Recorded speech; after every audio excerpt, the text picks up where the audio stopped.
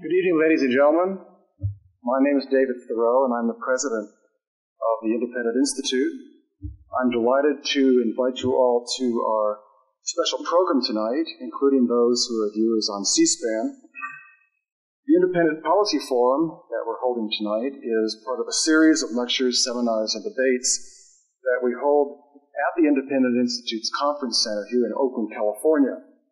As many of you may know, the Institute regularly sponsors programs featuring outstanding speakers, scholars, and policy experts to address major social and economic issues, and today is certainly no exception.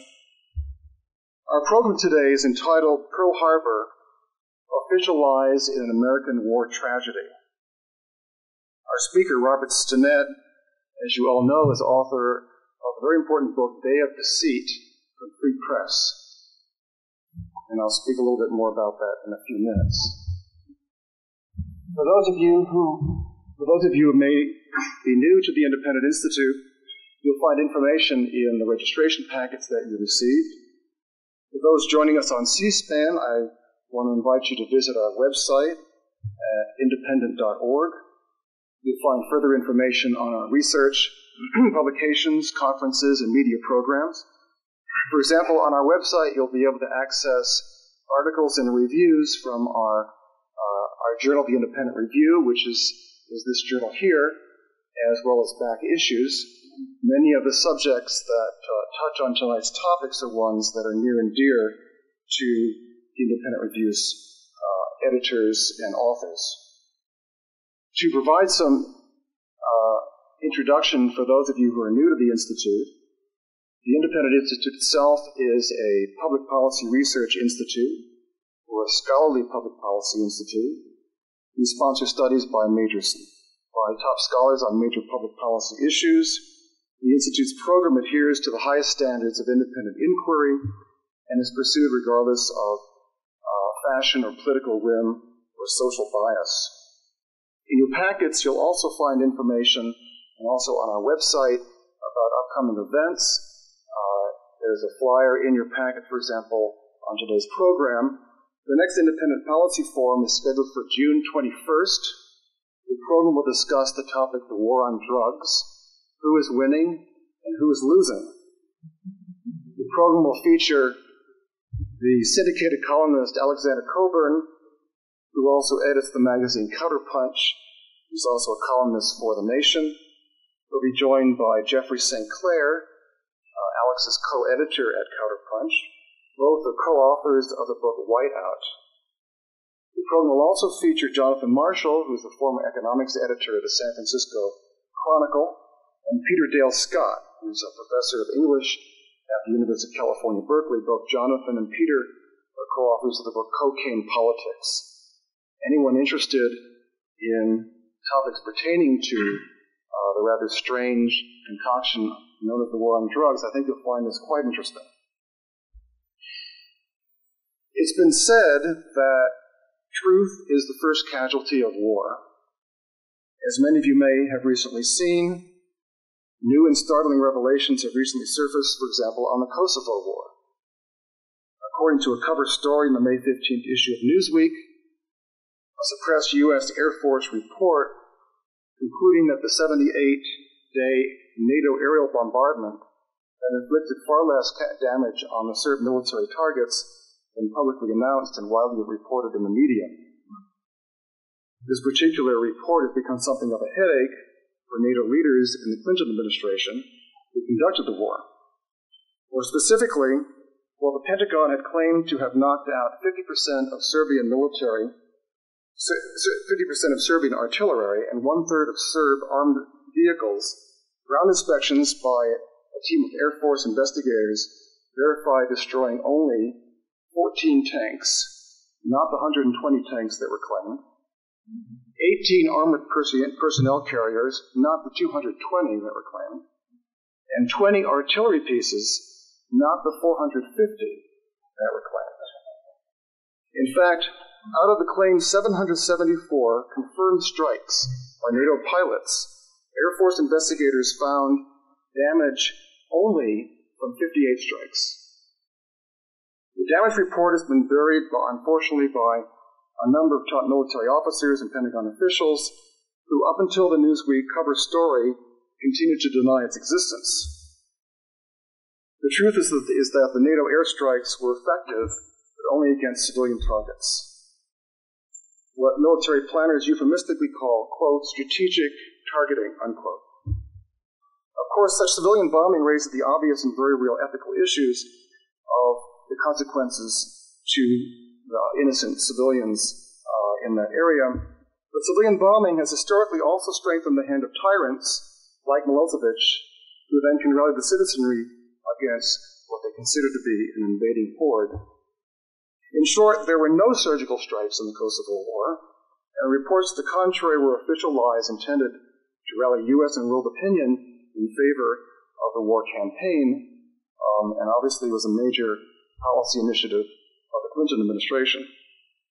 NATO Commander General Wesley Clark has since resigned over the situation, and the Defense Department has tried to present 2 subsequent reports denying the problem, both of which have been totally discounted by British and U.S. intelligence experts.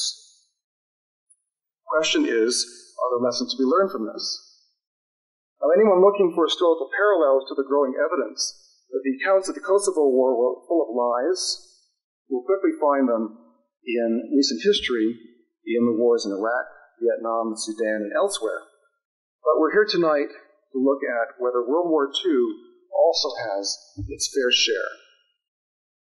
Since the fateful day in 1941 resulted in the U.S. entry into World War II, perhaps the greatest question that has persisted, that our guest tonight has been spending many years looking into, is the consequences and the buildup that led to the attack on Pearl Harbor. The attack triggered American entry in both the Pacific and the European War. For decades, allegations have been made over who knew what and when about Pearl Harbor. Could this tragic event that resulted in over 3,000 Americans killed and injured in a single attack have been averted? After 16 painstaking years of uncovering documents through the Freedom of Information Act, respected journalist and historian Bob Stinnett now charges that U.S. government leaders at the highest level not only knew that a Japanese attack was imminent, but that they had deliberately engaged in policies intended to provoke the attack, something that many people were hesitant to even suggest in the past. And the purpose of this was to draw a reluctant, peace-loving American public into the war, for good or ill. In fact, public opinion polls, and Bob may be able to confirm this for me, but public opinion polls in the United States have been estimated that at least 80% of the public have been against the conflict. Could this be possible? And again, what lessons can be learned? During World War I, the British journalist Randolph Bourne coined the phrase, "War is the health of the state." The Oxford University Press book, Crisis and Leviathan, by our senior fellow, Robert Higgs, shows that government power has primarily expanded in American history as a series of discrete major leaps. These leaps have occurred largely at the time of real or imagined war crises as declared by political leaders. Throughout history, wartime has always been presented by rulers of any type to a public as a time when the normal rules of civil society are inadequate and must be disbanded so that government officials can act without the inconvenient restraint of the rule of law. Special government powers are then marshaled to conscript, tax, and control the public in order to deal with the peril, real or imagined.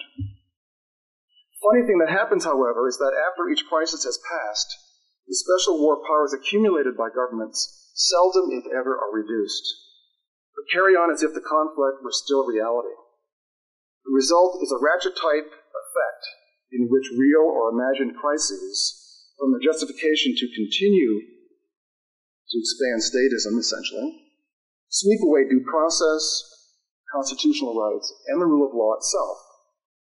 Government-enforced cartels, corporate welfare, predatory tax rates, government surveillance, and a seemingly unlimited assortment of regulations, shakedowns, and assaults persist to cater to people who benefit from the new powers that government has been given. World War II itself, of course, was a great turning point in American history. World War II expanded government power in the U.S. in unprecedented ways. And Pearl Harbor was perhaps the mother of all war crises for Americans in the 20th century. For this reason alone, the story of Pearl Harbor is important. Yes, it happened many years ago, but it is with us today. Our program tonight is not to analyze World War II or how it was conducted, but instead to go to the truth, as best we can, of what indeed happened that led up to the events in December 1941, a day that indeed does live in infamy, and triggered the enormous sacrifices made by so many, and government institutions that were created then and endured into the 21st century. Robert Stinnett served in the U.S. Navy from 1942 to 1946, where he earned 10 battle stars and a Presidential Unit Citation. He's worked as a journalist and a photographer for the Oakland Tribune, and he's he's a consultant on the Pacific War for the BBC and for Asahi and NHK Television. In 1986, he resigned his position at the Tribune to devote himself full-time to the extensive and painstaking research necessary through the Freedom of Information Act to produce his book, Day of Deceit. He's also author of the book George Bush, His World War II Years, having served under George Bush during World War II. I'm very pleased to present Robert Stinnett.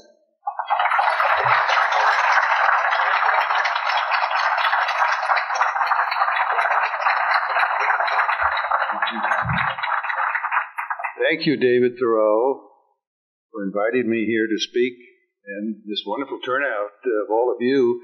Many are my friends here for decades, including that I worked with on the Oakland Tribune. So I welcome all of you and the C-SPAN audience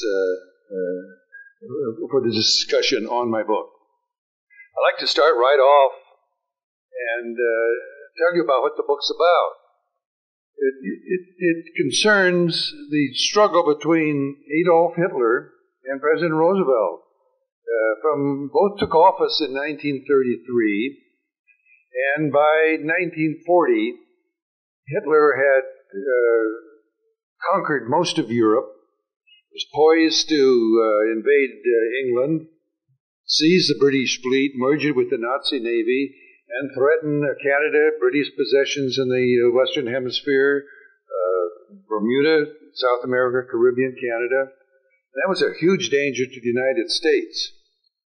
So my book really starts in September and October 1940. And I would like to show a brief video of newsreels that you can see on the monitor, and it shows destruction in London, and you'll hear Winston Churchill, the Prime Minister of Great Britain, saying we need America's help.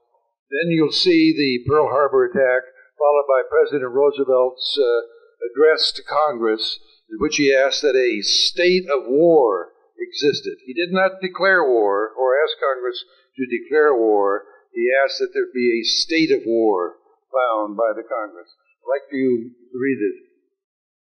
review this now.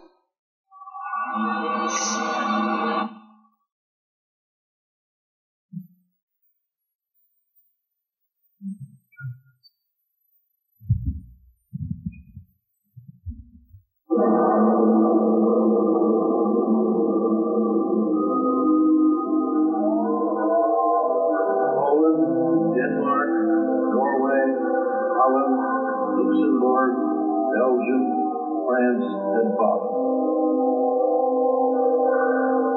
September 1940, German bombs were destroying London. England stood alone.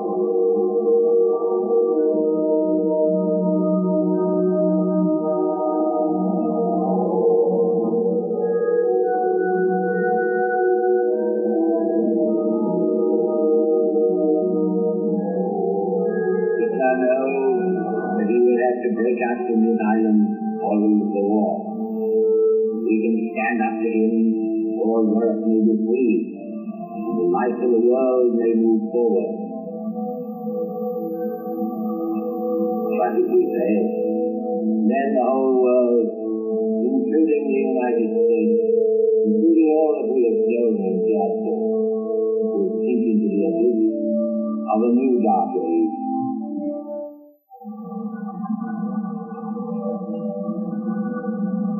Yesterday, December 7th, 1941, a date which will live in infamy.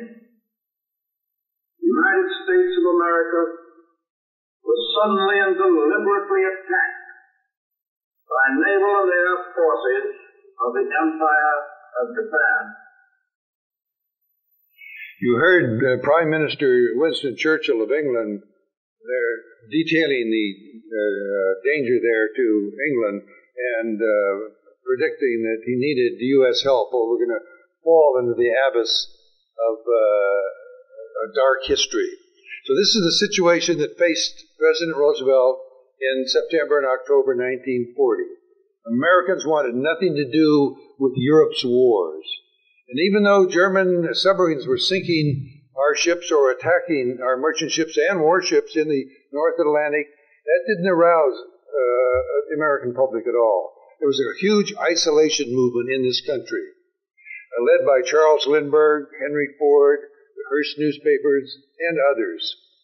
And while Americans realized that there was danger from Hitler, they considered that Europe's war, and they were fed up with the World War I. The payments were not made for U.S. participation. So there was a quandary there in the Navy Department, in the Office of Naval Intelligence.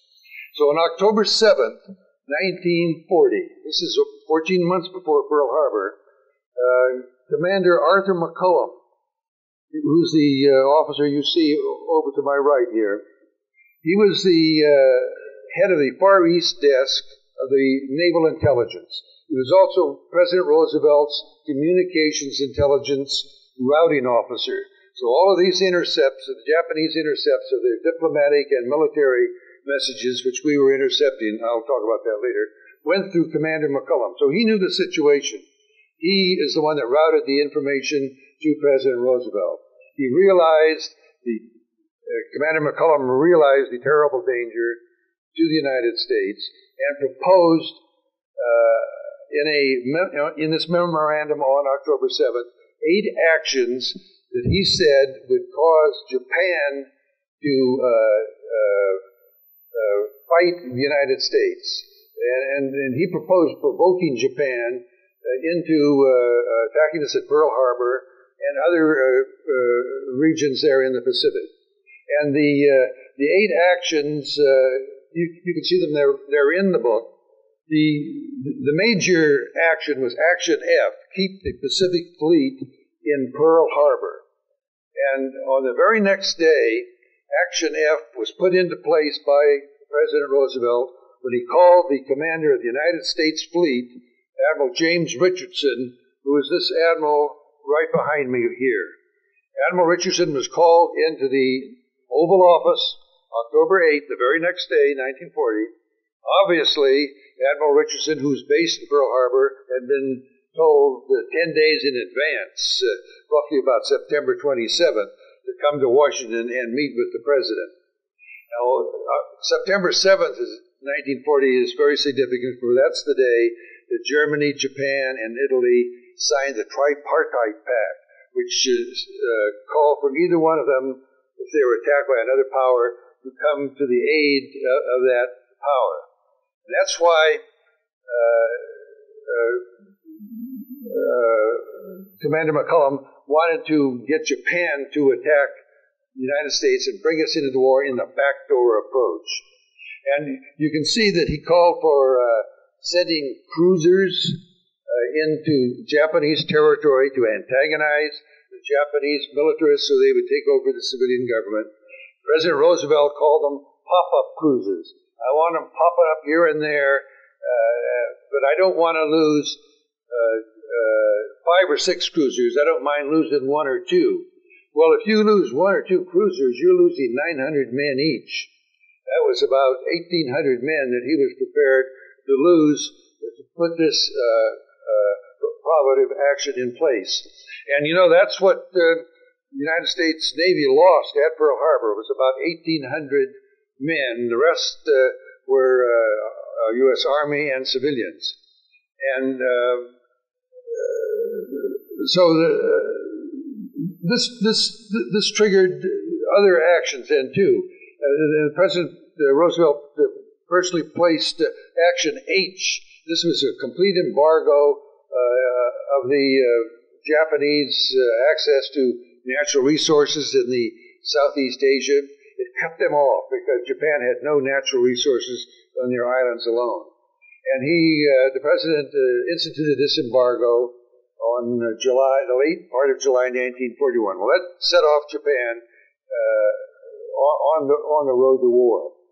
And in the meantime, in October 1940, our cryptologists in the Army and the Navy had broken the Japanese diplomatic codes and the military codes. That's very important that you remember the military codes, because in the congressional investigation in 1945 and 46, the diplomatic codes were fully discussed, that we had broken them, but not a word about the military codes. And we had broken the Japanese operational code for their Navy and could follow Admiral Yamamoto, who was the commander-in-chief of the Japanese Navy, as he organized to attack Pearl Harbor. The first leak came in January 1941, when the U.S. Embassy heard that Japan was planning an attack. And Ambassador Grew in Tokyo passed the information on to Washington, who discounted the report. And the report said that the Japanese were planning to attack Pearl Harbor with all their air forces. And so, who was asked to evaluate this information? None other than Arthur McCullum. He said there's nothing to it, and told Admiral Kimmel, who was the new replacement for Admiral Richardson, because Admiral Richardson was fired by President Roosevelt when President Roosevelt told him about Action F, which was to place the Pacific Fleet in harm's way. And Admiral Richardson was gone by the end of January 1941. Admiral Kimmel took over, and even though they had this wonderful intelligence from Tokyo, Commander McCullum said there's nothing to it. Well, President Roosevelt was able to follow the Japanese reaction to these 8 goads, or provocations, if you will, because we had broken the Japanese diplomatic and naval codes, and we also allowed a Japanese naval spy to come into Pearl Harbor. He was a naval ensign. We knew that he was a spy, and were reading his messages to Tokyo. And he arrived in Pearl Harbor on the late March 1941, and started preparing a census of the U.S. Pacific Fleet for Tokyo. And he continued that, sending the messages which were being intercepted and read in Washington, but all of this information was kept from Admiral Kimmel, who was the commander of the Pacific Fleet, and General Walter Short, who was head of the Army defense there on Hawaii. Both of them were out of the loop. And Commander McCullum's memo was addressed to the Chief of Naval Intelligence, who was the name of Captain William Anderson. And President Roosevelt, after he fired Admiral Richardson, appointed Anderson as commander battleships of the Pacific Fleet and sent him to Hawaii. He was number 3 in command of the fleet. He knew that we had broken the Japanese codes, both military and diplomatic, and knew of this plan, but did not tell Admiral Kimmel about it. So he presided there as commander of all the battleships. His responsibility was for the 9 battleships of the Pacific Fleet. And they were the stars of the fleet in the 1940s, because aircraft carriers had not come into their prominence that they did later on in the war. So the battleships were the stars. And when this spy arrived, when the Japanese naval spy arrived in Hawaii, Admiral Anderson told the FBI, don't interfere with him. He told this to the FBI special agent in charge in Honolulu, and the agent complied. But they surreptitiously did follow the spy, and I talked to the FBI agent who was the case agent. And I do have a picture of the spy.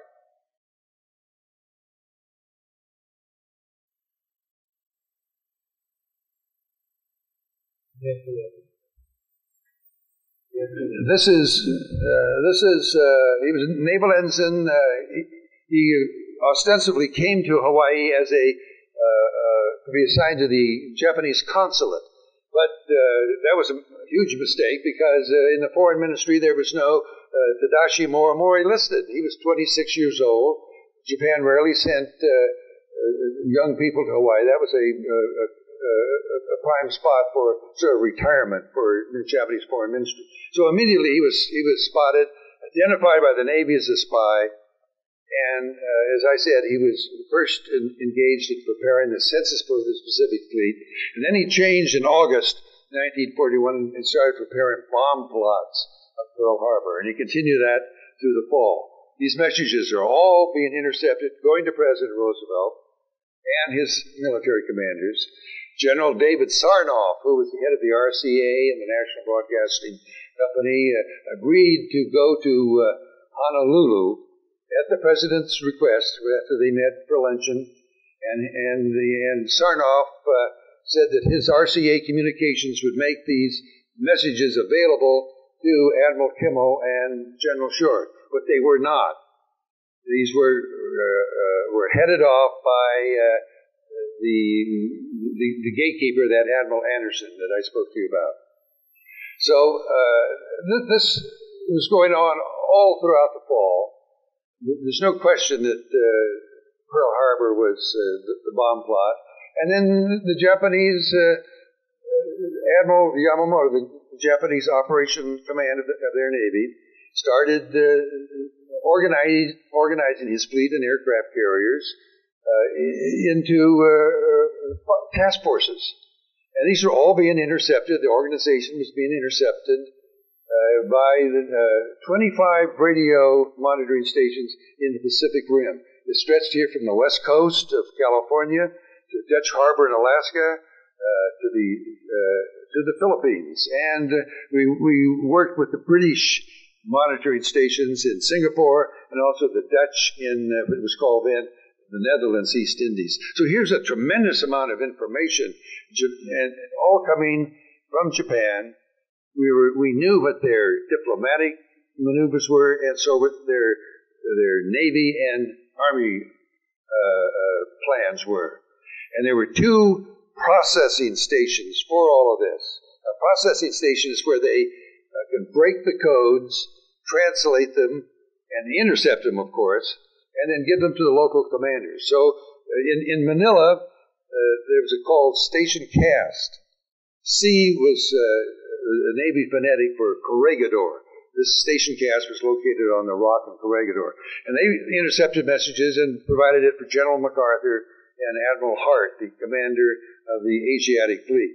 So Admiral Hart and General MacArthur were getting all of this information. They were supposed to send it to Hawaii, but they didn't.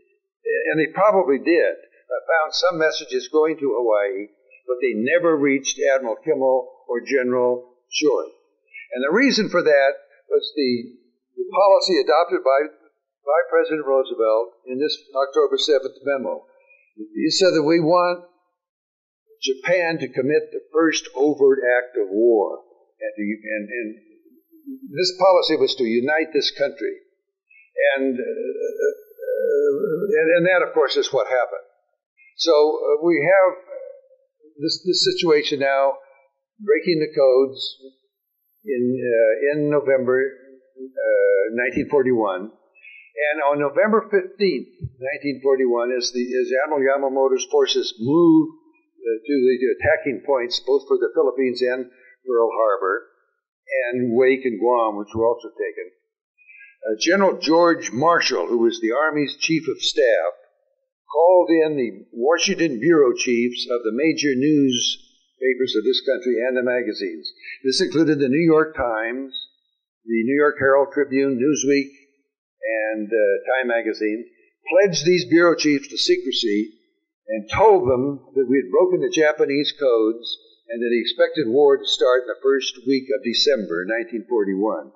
Well, the general obviously had read and had a decoded message from the Japanese chief of their chief of naval operations, who on November 5th said that war would start with England, the Netherlands, and America the first week of December. This was a message intercepted in Hawaii, not given to Admiral Kimmel or General Short, but given to General Marshall in Washington.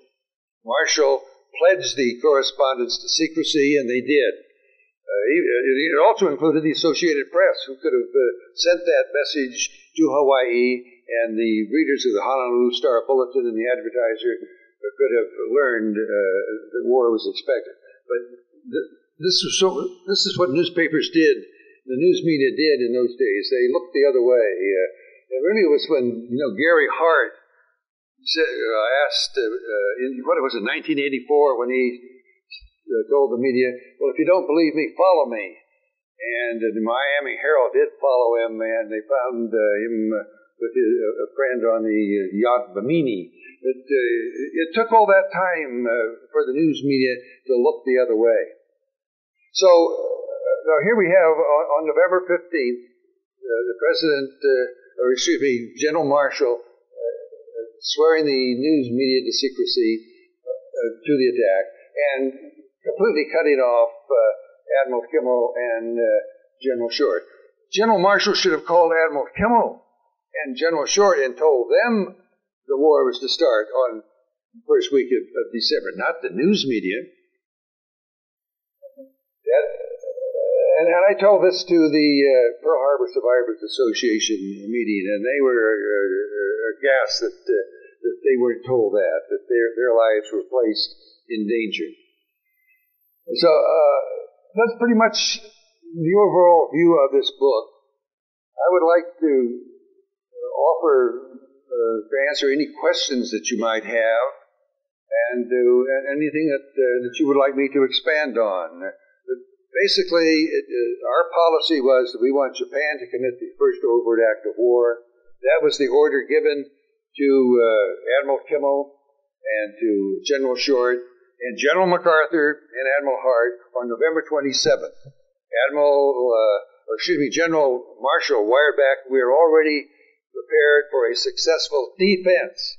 See, he and the other commanders were told, don't go on the offense, remain in a defensive posture. The official word was, the U.S. desires that Japan commit the first overt act of war.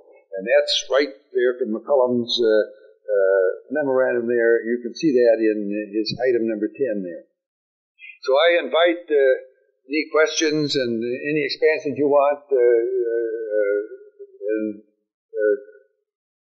For questions, if you wait for Carl with the microphone.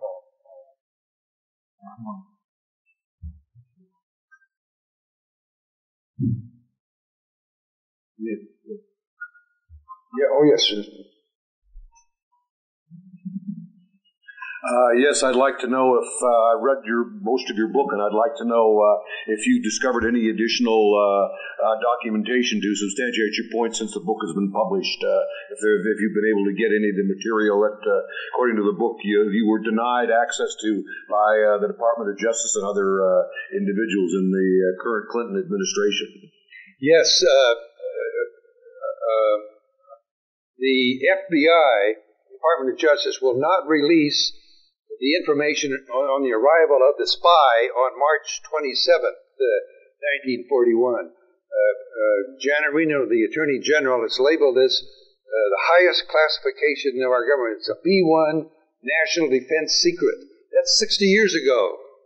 They won't even tell me they won't tell me the dates of these messages or what's it all about. They won't even tell me the file number, the FBI file number. But I got this from them because I had asked for any information they have in late March 1941 on the Japanese steamship, the Nita Maru. And the Nita Maru is the one that brought him to Pearl Harbor. So we know somehow it's got to do with the arrival of the Nita Maru and the spy.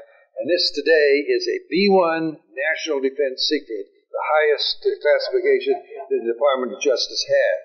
I appeal personally to the Attorney General and to her public relations man, Carl Stern, who was former NBC Supreme Court reporter. And he filed many FOIAs when he was with NBC News, but he would refuse to release this to me under my FOIAs. But the Navy Department has been a lot better. They have released these documents, which that's what I found in July 1995. And Admiral McCullum's memo was released to me. And then last week, you asked, I was in Washington, D.C., and the Navy has released more information. And this information confirms even more overwhelmingly that we had broken the Japanese Navy codes as of November 16th, 1941, and this is at Station Cast in the Philippines. They had, the commander there said that we were intercepting them, decoding them, and translating the messages. So these are all the messages that are coming in saying that the Japanese carrier fleet's going to refuel in the North Pacific. It's just astounding that they were able to keep all of this secret for so long from Congress. You know, there was a congressional investigation in 1995, and none of this was shown to Congress even 5 years ago. Over here, please. Thank you. How far do you believe President Roosevelt wished to go? For example, was an imminent threat of attack at Pearl Harbor adequate to his purposes, or do you believe that he actually wanted to see the bombs fall on Pearl Harbor? For example, it was the message that went through the Navy Department, apparently, that did arrive several hours late. Do you believe that message was purposefully sandbagged? Yes, well, the president was following Commander McCullum's memo. The president adopted this strategy, this overt act of war strategy, as a way to overcome the isolation movement. That's the important part of that's the smoking gun of Pearl Harbor. Is this overt act of war? Because, as I said, that the Americans didn't want anything to do with the European war, but as McCullum says that if we do these 8 things, then he predicted that this would create the ado. This is his word right there. That would unite the country, and it did. As you all know, on December 8th, millions of Americans went to recruiting stations, Marine and Army and Navy, and joined the various services. And civilians went to work and produced this huge war machine that we defeated. Really, Hitler, who was the main target. Let's see, Mr. Walker? 2 things. I don't, first of all, understand the logic behind General Marshall alerting the press. What would be the need for that? The other part is, couldn't the same propaganda aim by Roosevelt have been accomplished if they'd had discreet air defenses and actually had a trap for the Japanese and down a bunch of planes? We could have still had the public outcry and upset.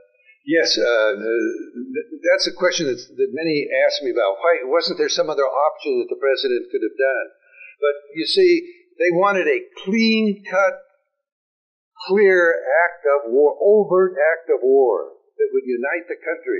This is what they saw that was needed to bring the country together. Charles Lindbergh was our great hero, and 80% of people followed him. Stay out of Europe's war. The other option would have been perhaps some have suggested that we could have attacked the Japanese fleet in the North Pacific. But they didn't want that. They wanted, because it could have been seen that we started the war. They wanted a clean-cut act of war, overt act of war. That was not, that was not in this plan.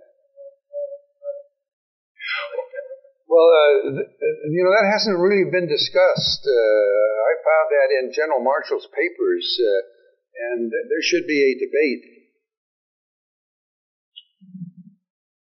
Earlier in your research, did you expect to find a smoking gun evidence as incriminating as the general's letter? And do you have some thoughts about whether why it wasn't destroyed so that nobody would find it? That's a good. No, you asked, did I expect to find this? No, I started my quest on this project. I had read a book called "At Dawn We Slept" by Gordon Prang. It's a very fine book about the attack, and in that book he had mentioned this sort of a throwaway line that the Navy was intercepting Japanese naval messages in Pearl Harbor. Well, that was the first I'd read about that. This was in 1982. And I thought, well, that would be very interesting to check it out. I was on the Oakland Tribune staff at the time. Told our editor, Bob Maynard, that I thought this might be worthwhile for our December 7th, 1982 Pearl Harbor story. All newspapers do that. And he said, fine, go. And so I filed an FOIA at the time at the Navy to see this station Hypo. This was the monitor station on Hawaii. And then the space still existed. The Navy did let me in. I was the first U.S. newsman to get into this station. And this was in September 1982. I learned that in August, the Japanese crew from NHK had beaten me there, and they got the scoop on that. But what I wanted to do, I wanted to learn about how we were intercepting the Japanese naval vessels when I was there in 1944, because we were always told we learned about them from sighting by our submarines. So this gave me an edge up, and so I met the cryptographers, the radio men that were intercepting these messages. That was what I was interested in, and I filed FOIA to get these messages. And lo and behold, when I got the messages, the first batch out of 1 million of them that are in the process of being released, the first 6,000 included this explosive, really smoking gun of Pearl Harbor. It's remarkable. And you'd ask, why weren't these destroyed? Well, it's almost like the Nixon tapes. Why didn't he destroy them? I don't know what the explanation is. Perhaps they were forgotten. Because when I opened them, the dust, you could tell I was probably the first one to see these maybe in 50 or so years. Another one from the rear, back over there.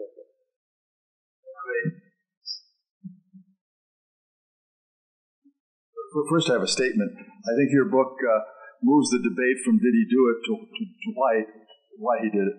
The other thing is that how large is this conspiracy? Was this conspiracy? How many people were involved, such as McCollum?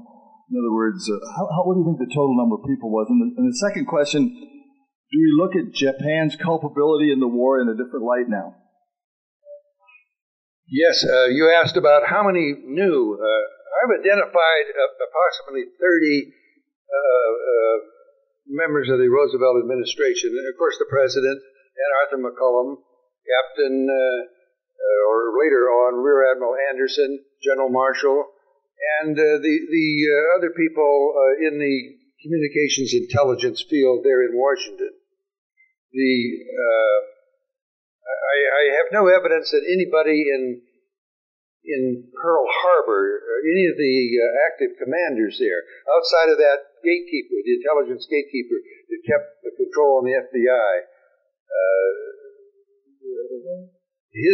that was Admiral Walter Anderson, and he's in my book and the picture. Let's see, the other question was on.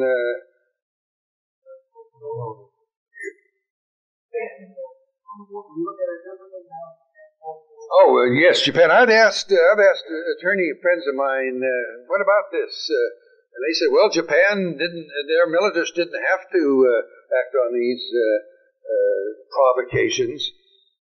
But, in the same way, if Japanese warships had come into Puget Sound, that would have antagonized this country. And we'll soon know, because my book is going to be published in Japan later on this year, and we'll get some reaction from the Japanese. Back there.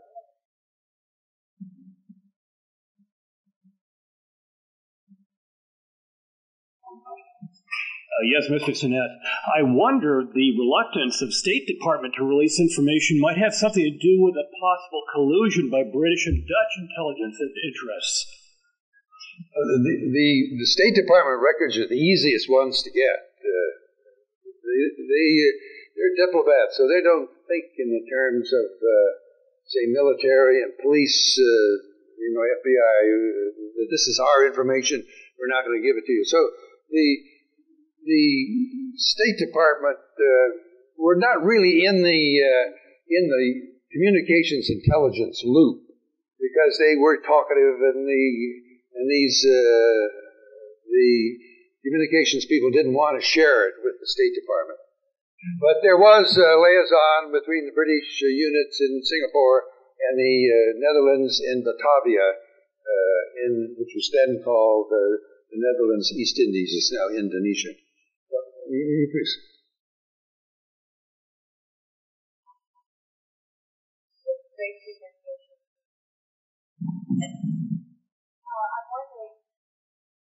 I'm wondering if something that's involved with the people that we name to General McCarthy that to develop a message, knowing that Manila and Clark Air Force Base was going to be attacked within 18 hours. It was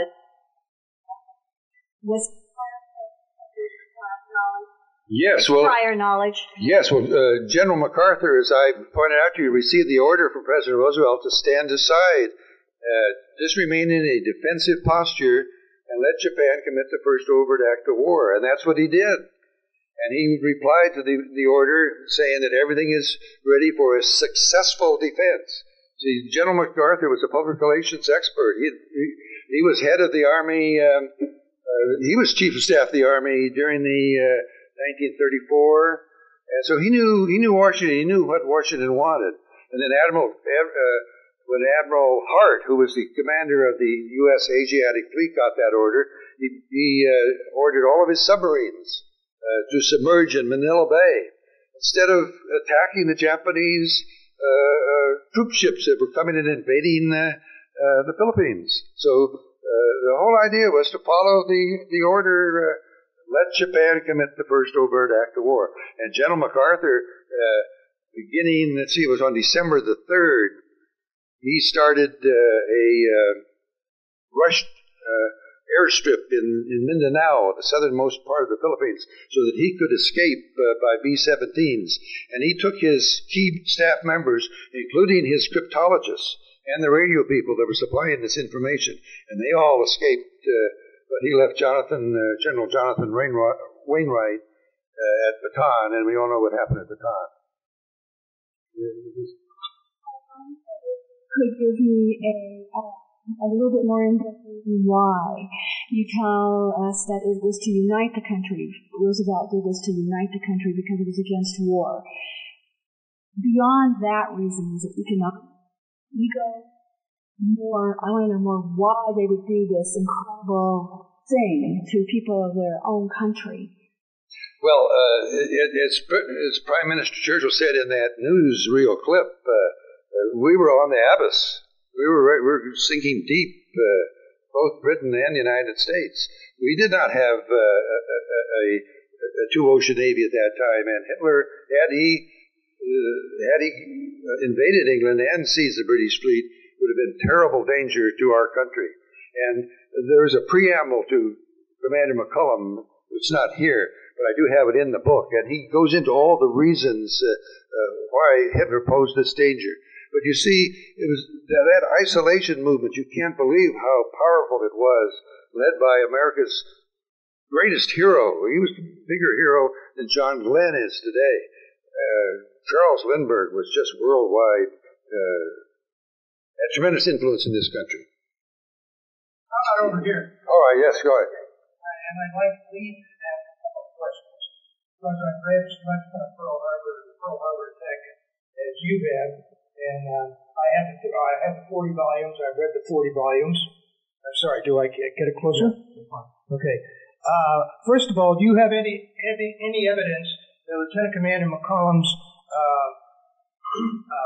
formulation over there was ever seen by Franklin D. Roosevelt? Yes, there are 8 actions. Every one of those has either issued an executive order or in the pop-up cruises, the White House testimony in February and March and in spring and 1940, all revolves around his approving these pop-up cruises. Let's talk about the pop-up cruises, okay?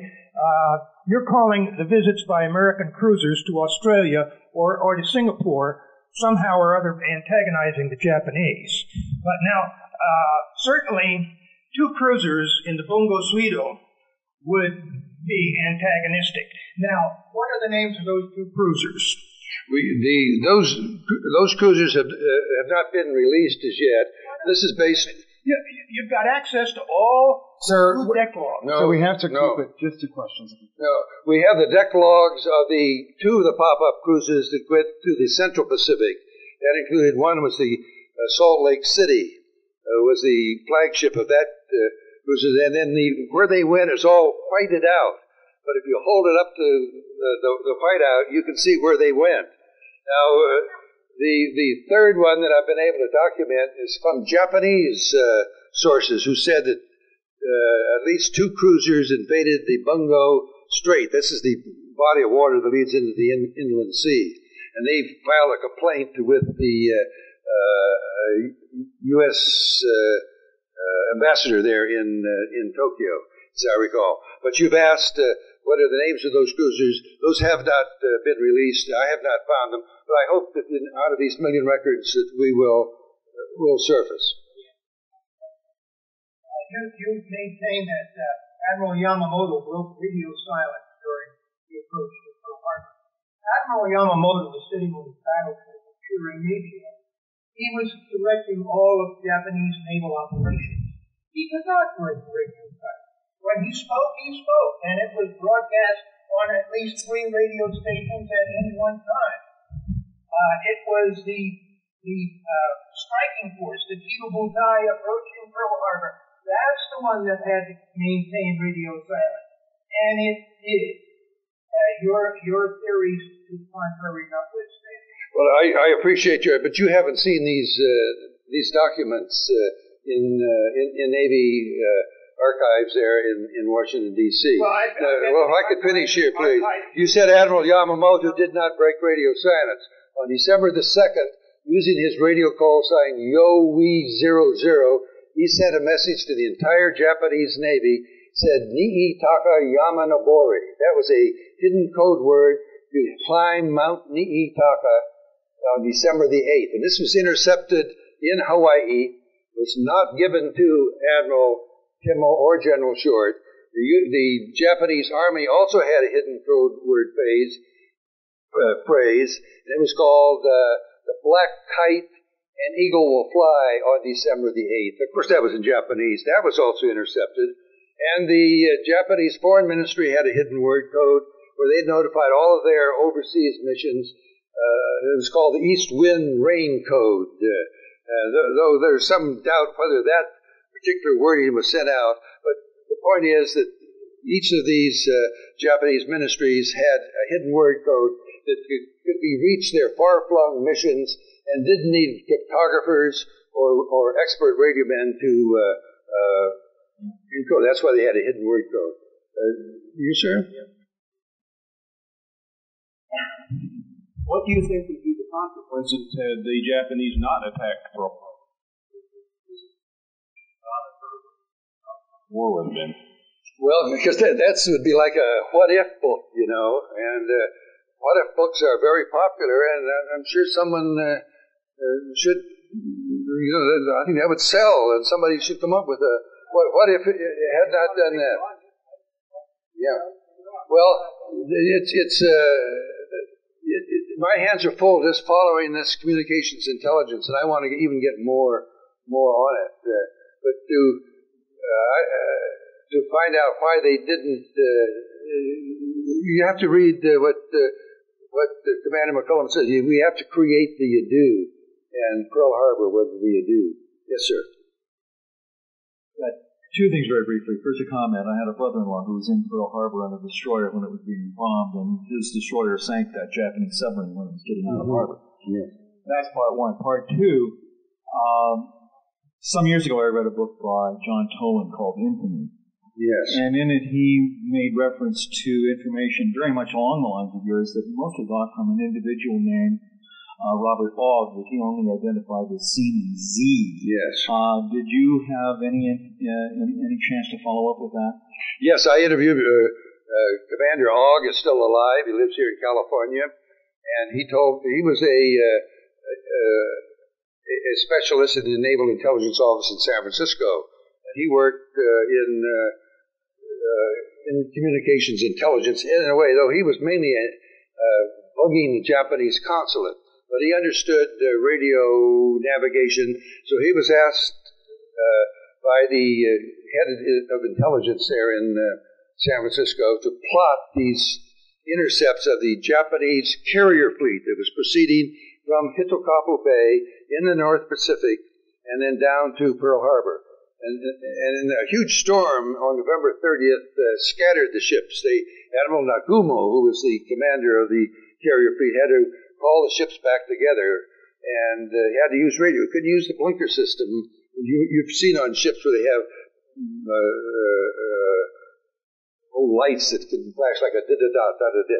But anyway, so they broke radio silence. They used low power, but at the same time of this huge storm, there was a sunstorm on the sun that disrupted communications in the world and bounced these messages all over the United States to San Francisco, where Mr. Ogg plotted these intercepts on a map of the North Pacific. It showed where they were. They could identify the warships by their unique Japanese communication procedures.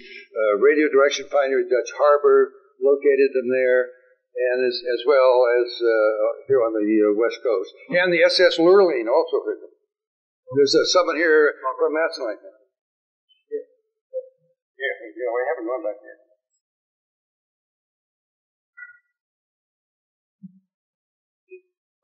The end results of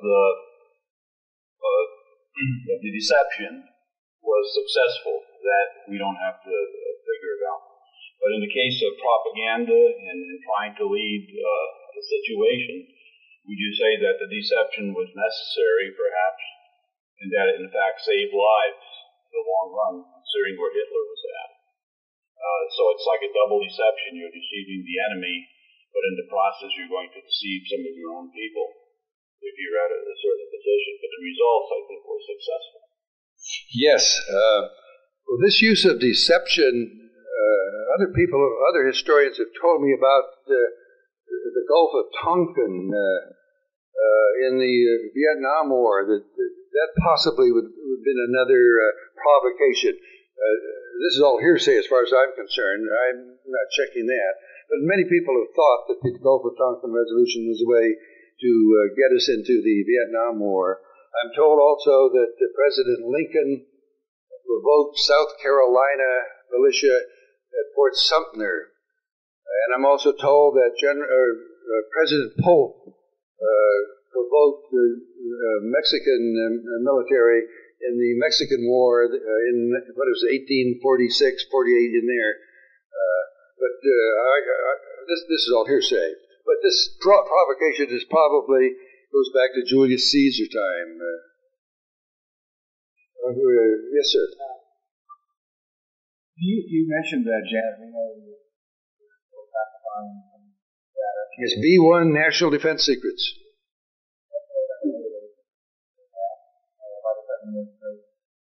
It's just I don't understand why they're doing that, except maybe it reveals some communications intelligence features that we're using today that they don't want out. But that's ridiculous because we have spy satellites now. So basically, it's probably the same. But I don't know. It's another what if type, and it would be very interesting to do that. Can we get someone in the middle down over here? You, sir? Yes, I have a question about the 5-digit code that you refer to in your book. Was this, in fact, the JN25 code? I'm glad you raised that question. You have to be sort of sophisticated to know about what you said, JN25 code. That is what it really refers to. That is the Japanese operation code that was used in 1941 to organize the Japanese Navy to attack Pearl Harbor. And the important messages went out over this code system, which the Japanese called Code Book D. But we did not call it JN25 in 1941. We called it the 5-number code. And Congress and in various presidential administrations in the Navy have encouraged Americans to believe this JN25 was not solved from 1945 and 46. And you have to be sophisticated to understand that was not even used, that designator was not used in 1941. It was called the 5-number code, and it was first used by Japan in 1939. It was immediately recognized as the military code, and they worked on it. They first solved it in February 1940. Japan changed it about every 6 months, but we broke it constantly. As I said earlier, in the Philippines, they said that we were intercepting, we were decoding, and we were translating the 5-number code. And that was, in fact, the JN25 series code? Well, we call it, but that's a way to sidetrack. Because if you look for JN25 in 1941 records, you won't find it. Was this then the same code that the U.S. Navy was reading during the Midway operation? Yes. The Code Book D, Japan used it until just before Midway. But by that time, we knew where they were going. Because they had to organize that fleet starting in March. So my question is then, at that time, this code, the U.S. was admitting that had broken approximately 20% of the code groups. Therefore, it wasn't spelled out that Midway was the operation, but through a combination of the code, intercept, intelligence, etc. efforts, they figured out that it was Midway. They had not, in fact, broken the whole code, which consists of code groups. They had figured out about approximately 20%. If this was the case in 1941 for Midway, or 42 rather, 6 months later, how could the U.S. have known that much about this 5-digit code? In fact, it hadn't been fully broken. And in fact, there were intercepts that they couldn't read them because they hadn't figured out what all the code groups meant. Well, the evidence doesn't support your contention there. The evidence, the finest evidence that you can have, is the officer in charge at Station Cast in the Philippines. He wrote to Washington on November 16th and said, we have broken, he said, we are current in the current Japanese operation code. This is Code Book D. And they summarized some of these messages for President Roosevelt, quoting the Japanese ships. We are leaving Kure. We're heading through the Philippines. So the evidence is just overwhelming there. Let's see. You, sir? I'm curious. At the time this event occurred, the attack, and the few months preceding it, France had ostensibly by that time North Africa had the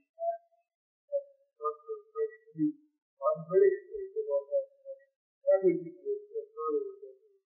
French fleet was a danger call and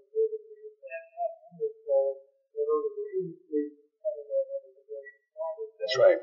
The French and then time they were cooperating with the Japanese, all were going on. If you had sat and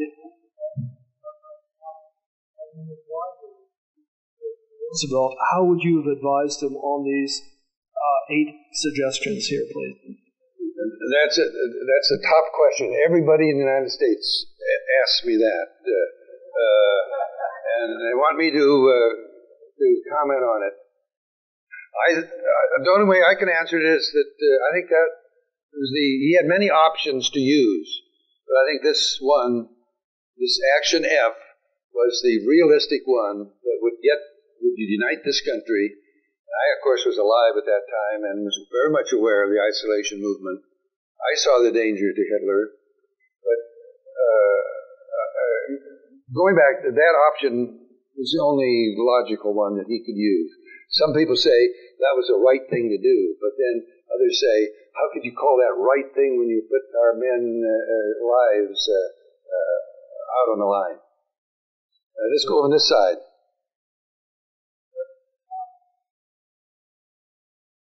What was hello? What was McCullough's? Is it McCullough? McCullum. What was his background that would give him the insight to be able to come up with that plan? I mean, how is it him that would come up with that plan? Excellent question. He was born in Japan. Baptist missionary parents. So he was born in Nagasaki and stayed there until I think he was about 6 or 7 years old when his father died, and his family moved back to Alabama, I think it was. But he learned to speak Japanese before he spoke English and played with Japanese children, knew their culture. He was there in Japan when Japan had the surprise attack at Port Arthur. They seized Korea, when they defeated the Russian fleet in 1904, I think it was. So he knew the propensity for a Japanese surprise attack. He knew what would, excite the Japanese militarists there. Yes, let's go.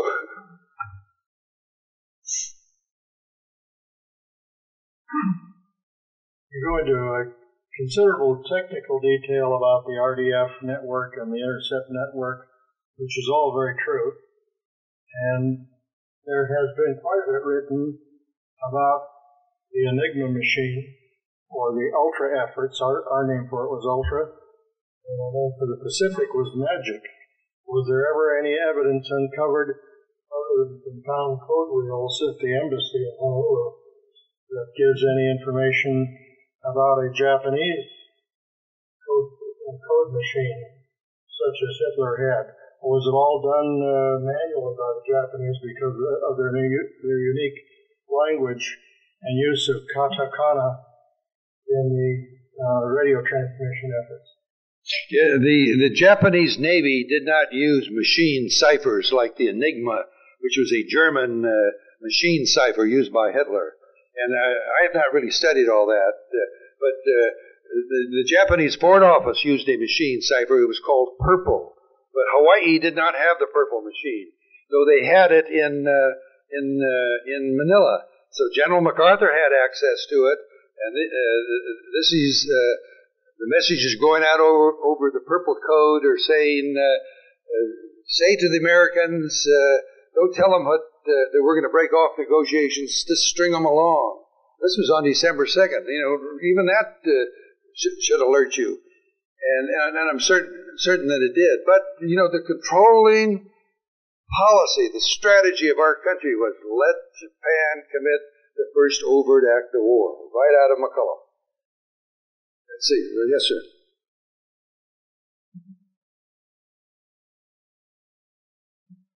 The American aircraft carriers were not in port. Was that accidental, or do you feel that was deliberate? Somebody that thought that out, knew that the aircraft carriers were what it was supposed to win the war, and deliberately had them removed from Pearl Harbor? Thank you. I did not speak of that. There were 3 aircraft carriers in the Pacific in December 1941. One was in San Diego, and 2 were in Pearl Harbor. But about a week before Pearl Harbor attack, the Washington, D.C. ordered the two carriers, that was the USS Enterprise and the USS Lexington, and their task groups to deliver aircraft to deliver 12 Army pursuit planes to Wake and 12 to Midway.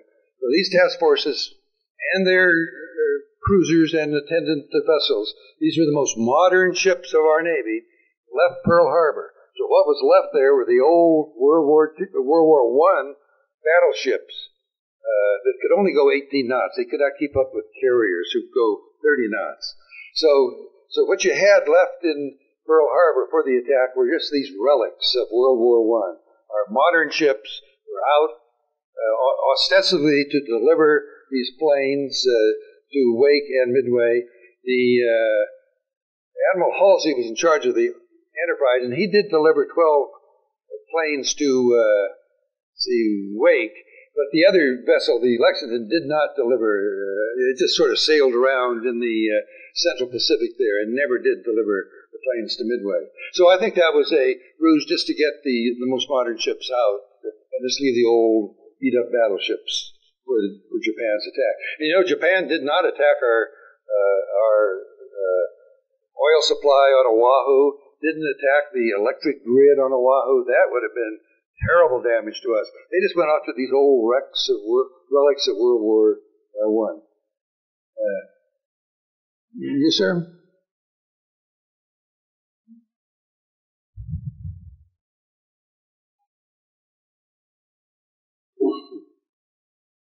Well, that Action F there, keeping the fleet at Pearl Harbor, do you believe that the idea there was to provide a tempting target, or was this supposed to be a threat? The other actions there seem to be threats. Do something that makes the Japanese afraid of us, whereas what actually happened was that it provided a tempting target.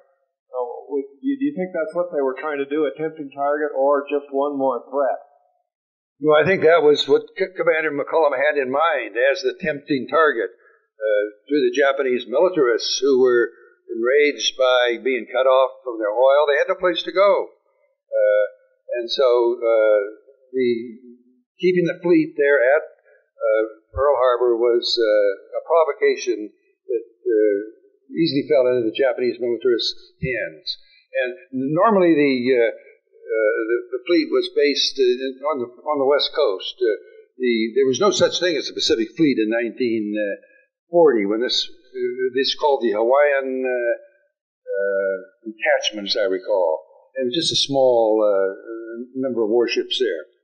So President Roosevelt ordered Admiral Richardson to keep the fleet there over the Admiral's objection. As I said, the Admiral refused to do it. It was a knockdown, drag-out name-calling there in the Oval Office on October 8th. And President Roosevelt fired Admiral Richardson and put in Admiral Kimmel. Somebody down in the middle there? Right there, you, sir? You mentioned use part of the historians in that. Have you had anything from the military who were there at the time or were in the service at the time, senior officers and that sort of thing, with regard to your book? The news book reviews of it have been 70% approval of the revelations. This includes the Wall Street Journal, New York Times, San Diego Union, San Francisco Chronicle, Denver, Detroit. Also, you can gauge a reaction on the Internet, because Amazon.com, which is a big bookseller, and also Barnes & Noble have Internet sales, and people can comment on them. I have also about a 70% approval rating on there. Now there's about 30% people who disagree in various aspects in my book. Some of them appear to be from the military. I call them the Pearl Harbor establishment because they all seem to say the same thing, the same position. But you're not going to. There's always going to be people who be doubted for this. Some people say that, oh, there was no such thing as an isolation movement in 1940. That's just ridiculous. I think upstairs I have a full-page enlargement. The Brooklyn Eagle has an 8-column double-deck headline quoting Charles Lindbergh, that we want nothing to do with Hitler's war, and let's sign peace for him. Someone else, way back there.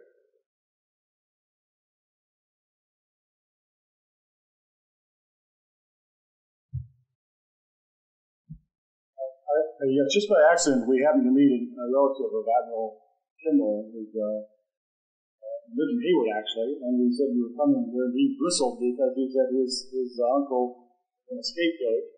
But did we know, he was really upset to say this, because his family's name has been buried all these years, that when FDR was Secretary of the Navy, I believe, that apparently Admiral had some encounters with FDR, and some of it on the outs. So I wondered why he told me.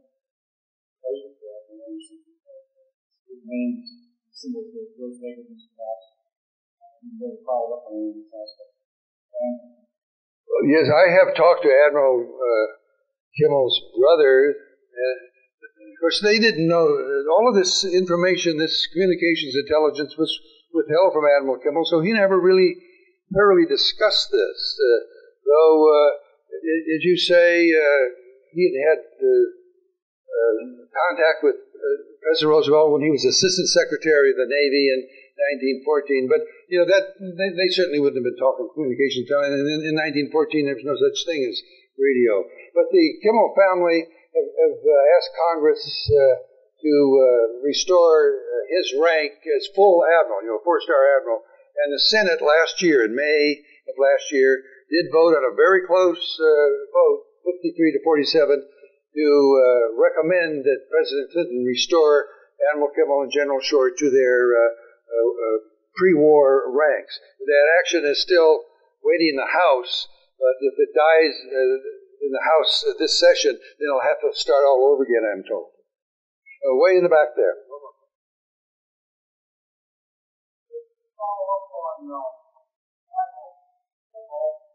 And in the early 1950s, I remember Theobald, Captain Theobald. We didn't give much credence to what he was trying to say. He was making what I saw was the first allegations about all of this. But he never had the ammunition or the firepower or the guts or whatever to follow up with it. That was Theobald. He was a cruiser commander in World War II in the South Pacific. And Kimmel was his friend, and he was attempting to open it up what you've done, of course, what he was attempting to do. What happened to Theobald? And did he just give up on this? Well, all of this information was locked in Navy vaults. Even Life magazine in September 1945 had a major story pretty much suggesting that this was a backdoor approach to war, but there was no proof. And so anyone like Admiral Theobald or Life magazine or anybody else brought this up, they were accused as a political tirade against the dead president, because he died in April 1945. And so politics entered that, and the war euphoria, we had won. People just didn't want to hear that. Way in the back there. I guess the last question. Did you find any hints in your research that there might have been other setups of Americans by our government on American soil, such as maybe the strangely ominous Fort Chicago blast of 1944, things like that? Oh, my research is all really essentially pre-December 7th, 1941. I have not gone into any other records. So all I know, what I found in communications intelligence, and that would be involving Japanese, and Fort Chicago would not be in this channel. I thank you all very much.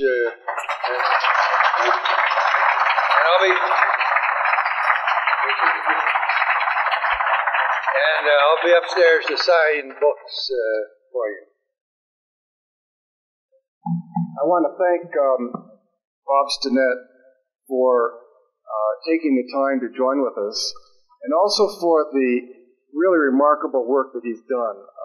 This has been an effort that others, Theobald was mentioned, others have attempted to do, and there's still a lot to be learned, obviously, not just about Pearl Harbor, but about many other aspects of government policy.